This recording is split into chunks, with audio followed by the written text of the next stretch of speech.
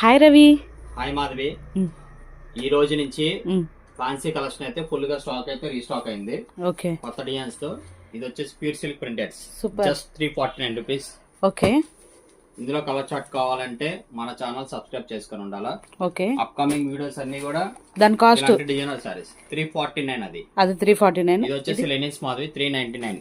Okay, పెట్టుబడికి అయితే కనుక సూపర్ ఉంటాయండి.